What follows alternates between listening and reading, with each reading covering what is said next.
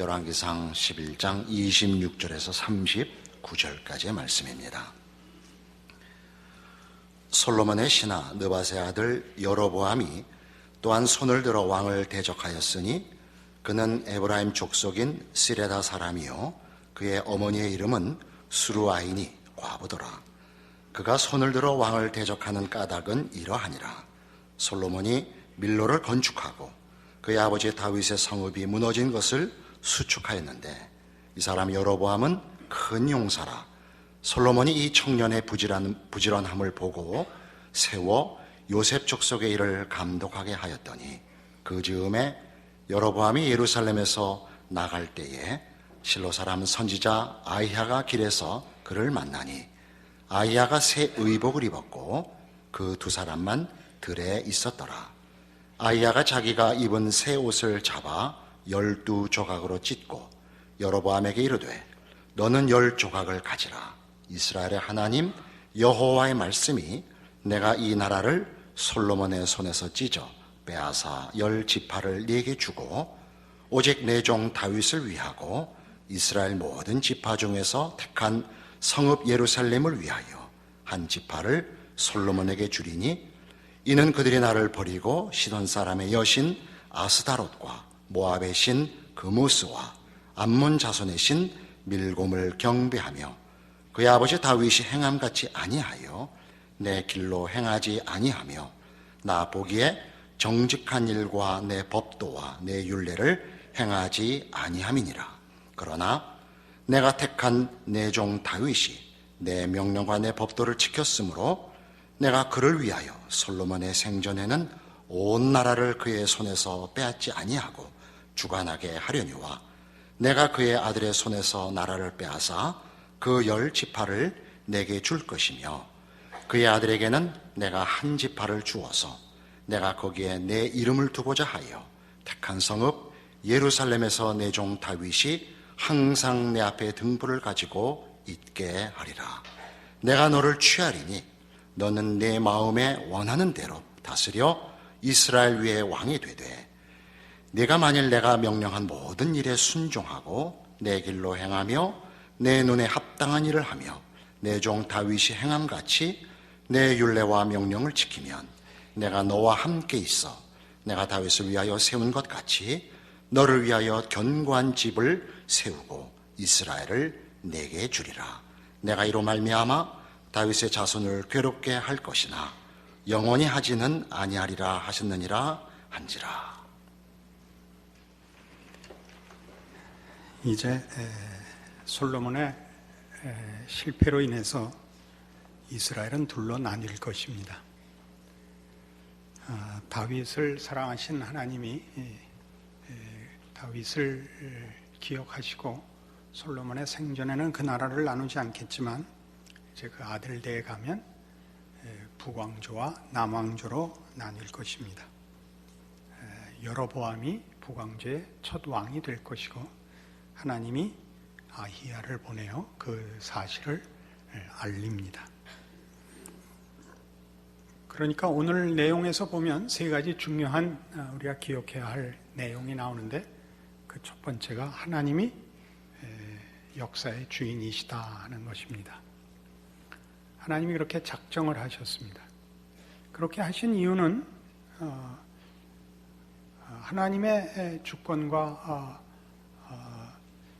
그 권능이 또한 우리의 선택과 연결되는 것을 말합니다.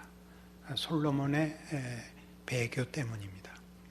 그래서 북왕조의 첫 왕이 될 여로보암에게도 내가 나를 순종하면 다윗에게 허락한 복을 네게도 허락하겠다라고 얘기합니다.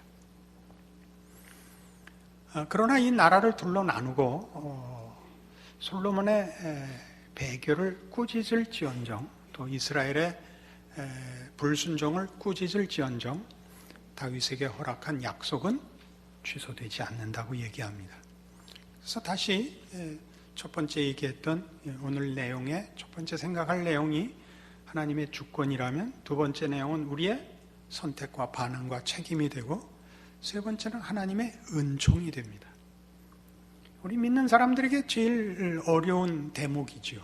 왜냐하면 하나님이 주권자로서 역사를 정하시고 우리의 책임을 물으시지만 궁극적으로 하나님의 은총이 승리할 것이라면 우리의 반응과 우리의 실패에 대하여 무엇 때문에 벌을 하시는가, 우리의 인생을 고통스럽게 하시는가라는 문제가 남습니다.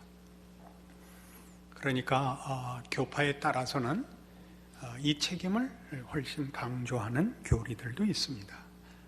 전혀 우리의 잘못이라, 우리가 잘하면 복을 받고 우리가 잘못하면 벌을 받는 것은 다 하나님에게 문제가 있는 것이 아니라 우리 자신이 자초한 결과다라고 얘기하죠. 그러나 우리가 신앙생활을 해보면 기독교 신앙이 우리의 선택과 능력과 책임의 근거에 있다면 우리는 굳이 기독교를 믿을 필요가 없습니다. 왜냐하면 우리는 결국 무능하고 연약하다는 사실을 우리의 삶 속에서 너무나 반복해서 확인해야 되기 때문입니다. 하나님은 우리의 책임과 반응보다 높으셔야 되고 당신의 신실하심으로 우리의 믿음의 대상이 되어주시지 않는다면 우리는 사실 희망이 없습니다. 이것이 우리가 아는 기독교의 진정한 내용이라 우리는 그렇게 믿는 겁니다. 그렇게 온다 할지라도 결국은 그렇다면 뭐 그렇게 나무라시는가 하는 문제는 여전히 남습니다. 우리의 무능과 연약함을 하나님도 아실 텐데 잘못하면 와서 너 잘못했다 한번 꾸짖으시고 다시 그러지 마라 그러시지 뭐 이렇게 정말 욥이 고백하는 것 같은 예레미야의 고난이나 다니엘 시대에 그 이스라엘이 포로되어 처참한 역사적 현실을 겪어야 되는 일들 같은 그런 처참한 고통을 겪게 하시는가 하는 문제가 여전히 남습니다. 우리는 성경이 이런 문제를 다루는 이유를 그리고 그 내용을 분명히 알아야 됩니다. 그렇지 않으면 우리는 늘 하나님과 나와의 관계를, 특히 하나님과 나와의 관계를 형성하는 신앙이라는 문제를 잘못 생각하게 되기 때문입니다. 하나님은 우리와 거래를 하시는 분은 아닙니다. 우리에게 책임을 요구하신다고 해서 내가 한 것만큼 우리가 대접을 받고 내가 못하면 그에 상응하는 벌을 받는다 하는 차원에서 관계를 맺고 계시는 하나님은 아닙니다. 하나님이 우리에게 실패를 또는 우리의 잘못에 대하여 책임을 추궁하고 그 결과를, 우리가 잘못한 일의 결과를 요구하시는 것은 하나님이 우리에게 보상하는 이로서 만족하시지 않고 우리를 사랑하시는 하나님으로서 우리 앞에 서기를 요구하시는 탓입니다. 그러니까 우리는 하나님과 우리의 관계를 또는 그 신앙을 잘잘못의 문제로 그 관계를 확보하려고 해서는 안 되고 잘잘못의 차원에서 하나님을 주장할 수 있다는 생각을 버려야 합니다. 하나님이 우리의 잘못을 꾸짖는 것은 하나님이 우리를 사랑하시는 것 같이 우리가 하나님을 사랑하지 않는 문제에 대한 질투하시는 하나님의 표현입니다. 시편 51편에 가면 다윗의 유명한 회개시에서 다윗은 이런 고백을 합니다. 구약성경 시편 51편입니다. 10절 하나님이여 내 속에 정한 마음을 창조하시고 내 안에 정직한 영을 새롭게 하소서. 나를 주 앞에서 쫓아내지 마시며 주의 성령을 내게서 거두지 마소서. 주의 구원의 즐거움을 내게 회복시켜 주시고 자원하는 심령을 주사 나를 붙드소서. 이 문제는 잘못했습니다. 용서해 주십시오. 다시는 죄 짓지 않게 해 주십시오. 라는 간단한 하나님과의 관계 회복을 기계적으로 요청하는 것이 아닙니다. 다윗이 고백하는 것은 하나님의 사랑을 받기에 또는 하나님을 사랑하기에 내 안에 아무런 능력이 없습니다. 이것이 주된 회개입니다. 나로 하여금 주의 사랑을 받고 주를 사랑할 수 있는 마음과 그런 인간으로 만들어 주시옵소서. 잘잘못의 문제로 하나님과의 관계를 확보하거나 하나님과의 관계를 해석하는 것을 넘어서는 회개의 시입니다. 여러분, 삶 속에서 우리가 가지는 매우 큰 그 신앙상의 괴로움은 이겁니다. 우리가 우리의 현실이, 삶의 현실이 어려울 때 우리는 그 해석을 기억나는 모든 사건을 다시 검토해서 이 잘못 때문이라 라고 생각하고 그 잘못을 회개하면 지금의 이 형편이 회복돼야 한다고 믿습니다. 그렇게 해서 회복되지 않으면 아직도 남아있는 죄가 있는가 또 확인해보고 더 이상 기억이 날 수 없을 만큼 모든 것을 털어서 회개했는데도 안 되면 회개의 농도를 높이는 수밖에 없죠. 느닷없이 헌금을 많이 한다든가 갑자기 기도원에 들어간다든가 그런 일들이 다 필요한 신앙 행위입니다만 하나님과의 관계를 이런 기계적인 관계로서 확보하려고 하는 데 대하여 하나님은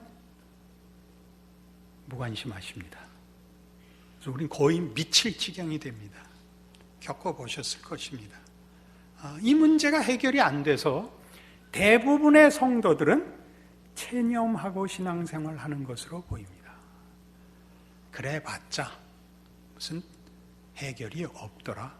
그냥 안 믿을 수는 없고 우리 영혼 깊은 곳에 하나님을 향한 그 갈증과 외면할 수 없는 믿음이 있습니다.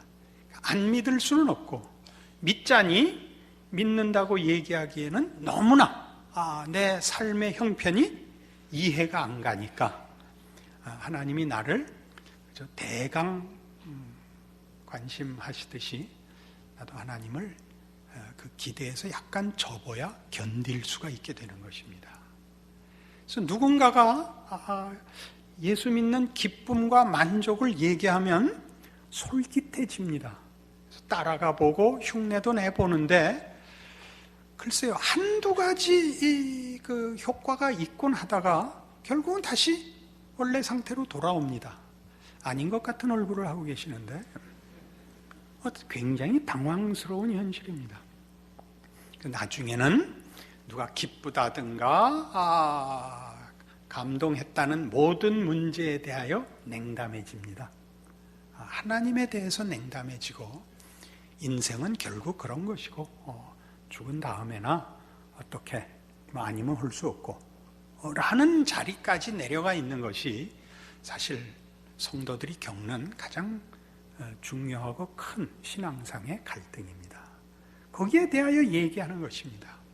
왜 하나님은 결국 하나님의 은총을 온전케 하시고 우리의 무력함이나 미련함이나 어리석음을 뛰어넘어 우리에게 승리를 주실 것이면서 우리의 잘못을 이렇게 무섭게 추궁하시는가?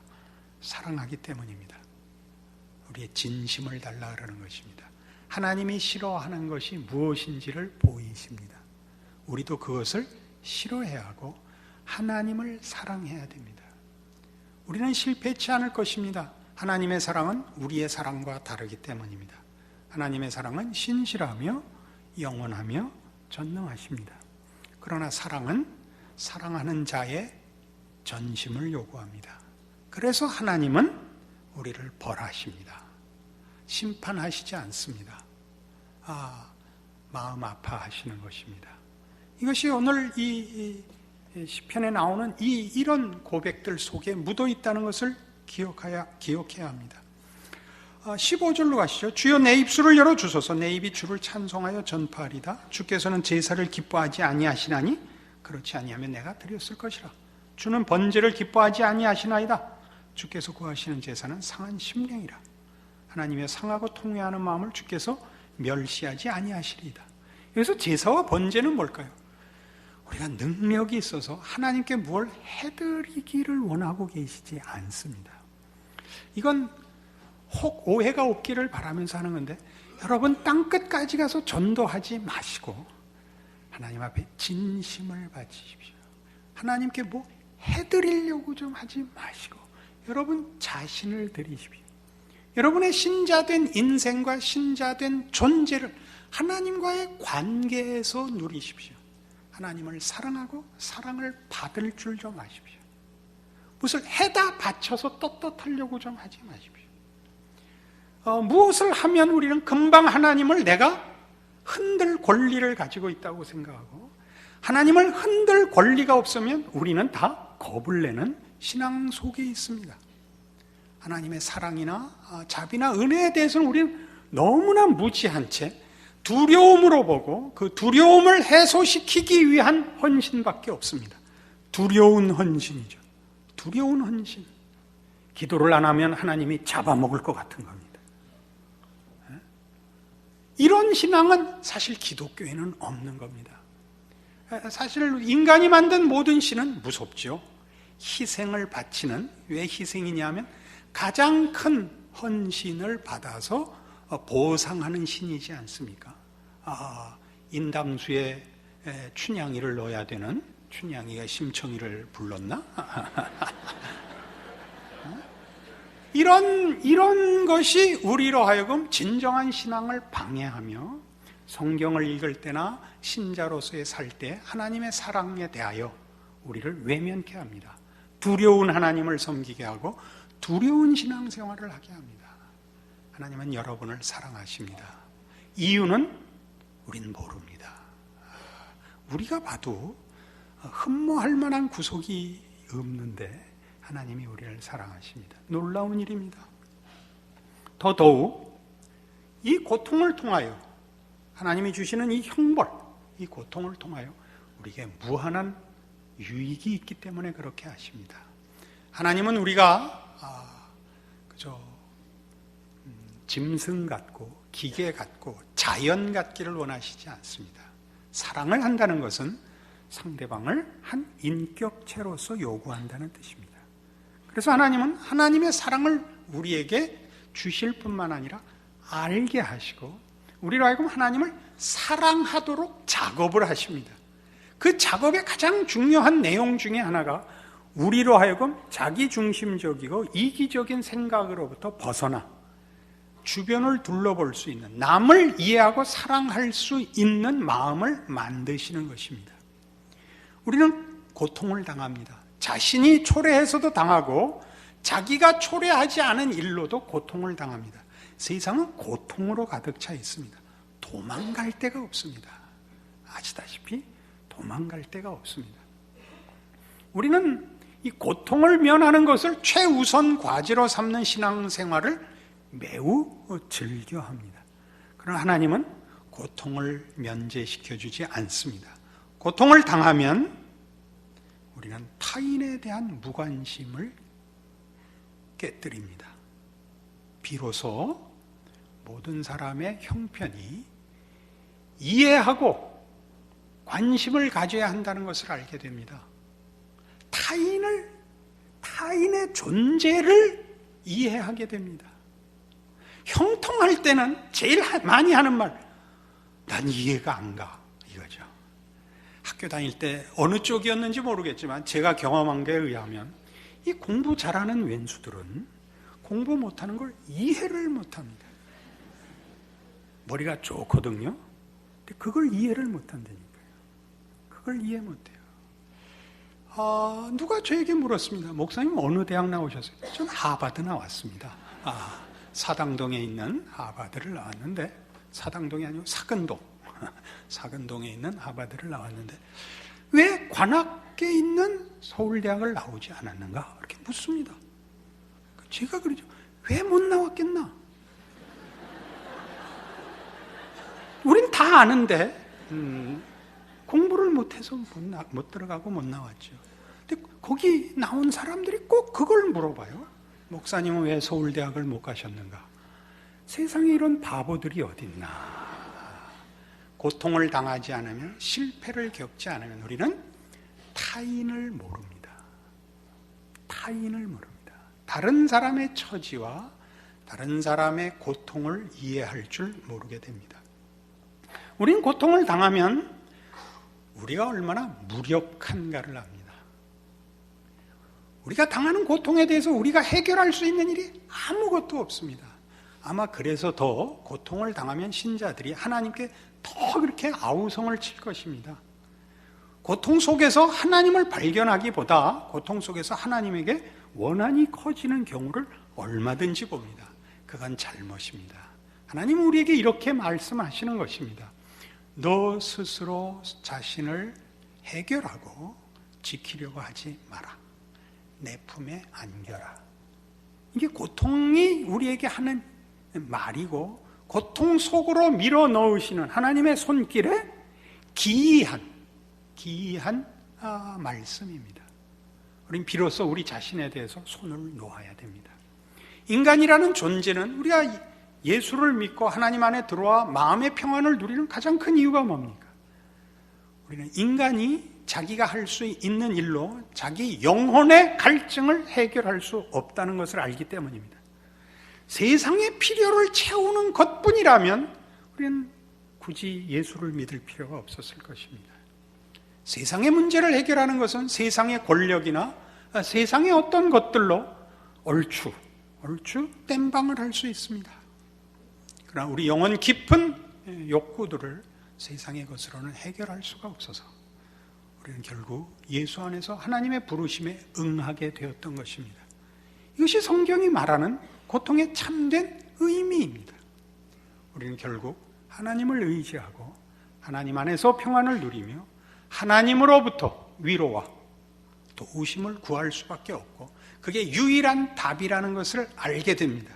이것을 고린도전서 15장에서는 이렇게 설명하고 있습니다. 신약성경 283페이지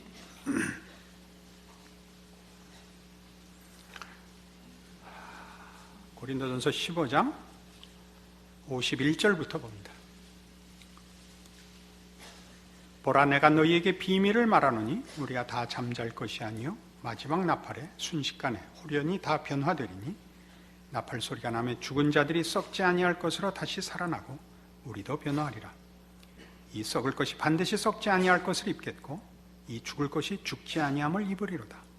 이 썩을 것이 썩지 아니함을 입고 이 죽을 것이 죽지 아니함을 입을 때에는 사망을 삼키고 이기리라고 막 기록된 말씀이 이루어지리라. 사망아, 너의 승리가 어디 있느냐? 사망아, 네가 쏘는 것이 어디 있느냐? 사망이 쏘는 것은 죄요, 죄의 권능은 율법이라. 우리 주 예수 그리스도로 말미암아 우리에게 승리를 주시는 하나님께 감사하노니, 그러므로 내 사랑하는 형제들아, 견실하며 흔들리지 말고 항상 주의 일에 더욱 힘쓰는 자들이 되라. 이는 너희 수고가 주 안에서 헛되지 않은 줄 알미라. 무슨 얘기를 하는 거죠? 부활에 관한 얘기를 합니다. 우리가 결국 이 세상에선 죽어 인생을 마감할지라도 그게 끝이 아니고 부활 생명을 얻을 것을 얘기하고 있습니다. 그러나 여기엔 중요한 더 깊은 성경의 가르침이 있습니다. 이 부활은 사망이 만들어내는 것은 아닙니다. 사망이 생명을 만들지는 못합니다. 하나님께서 우리가 만들어내는 궁극적인 운명, 사망으로 우리의 인생과 우리의 운명을 놓아두지 않으시겠다는 약속을 하는 것입니다. 예수 안에 있는 하나님의 백성들은 우리가 만들어내는 것으로 결과되지 않고 하나님이 우리를 위하여 가지고 계시는 뜻과 목적과 약속의 결과로 끝날 것이라. 우리는 죽을 운명이고 죽음밖에 만들어내지 못할 존재들이지만 예수 안에 있는 하나님의 백성으로서 하나님이 우리를 부활로 승리케 하실 것이라. 왜? 사망이라는 결과를 만들어내는 법칙은 그 죄라는 이유 때문이고, 죄를 만들어내는 법칙은 죄를 사망으로 선고하는 법칙은 율법입니다. 율법은 인과 법칙입니다. 한 대로 받는 것입니다. 심는 대로 거두는 것입니다. 우리가 한 대로 받는 결과는 우리는 사망밖에 초래할 수가 없습니다. 왜요? 법은 평생 죄를 져서 불법이라고 얘기하지 않고 한 번만 법에 저촉되면 죄인을 만듭니다. 우린 늘 죄인이지만 죄를 꼭 늘 드러나게 행하진 않을지 모릅니다. 그러나 죄를 안 지을 방도는 없습니다. 왜냐하면 우리는 우리 안에 있는 죄를 실천할 것인가 말까에 있지, 죄를 지을 것인가 생명을 만들 것인가라는 선택 속에 있지 않습니다. 우리는 생명을 만들어낼 실력이 있는 자들이 아닙니다. 우리는 다 이 인과 법칙에서 자유롭지 않습니다. 우리는 결국 이 인과 법칙에 의해서 사망 이외에 다른 것을 결과할 수 없습니다. 그러나 지금 이 고린도전서 15장이 하고 싶은 얘기는 바로 그렇다는 거죠. 하나님은 우리를 인과 법칙을 넘어서는 은총의 법칙으로 승리를 주실 것이다. 그걸 어디서 확인하느냐? 예수 안에서 확인한다 이거죠. 예수를 믿는다는 말은 하나님의 사랑이 우리의 자격과 조건과 책임과 관계없는 것이라, 그것을 뛰어넘는 것이라 라고 믿는 것입니다. 예수가 올 때 그러셨던 것처럼, 우리를 위하여 죽으실 때 그랬던 것처럼 우리에게 허락하는 부활과 영생도 우리의 자격과 조건과 책임에 근거하지 않을 것이라고 믿습니다. 다시 돌아와야 되죠. 그렇다면 왜 벌이 있는가? 고통이 있는가? 다시 한 번 더 반복해야죠. 하나님은 우리의 잘잘못을 지적하는 것이 아니라 우리의 전심을 요구하는 사랑으로서 다스리시기 때문에 우리가 하나님을 외면한 문제에 대하여 가만히 있을 수 없는 분이시다. 이 문제입니다. 그래서 우리의 삶 속에서 우리가 해야 되는 것은, 우리가 우리의 삶을 고통을 면하게 하고 하나님과의 관계를 확보하는 일을 위해서 하는 어떤 원인들, 책임들, 능력에 관한 것이 아니라고 합니다. 그것이 끝절이죠.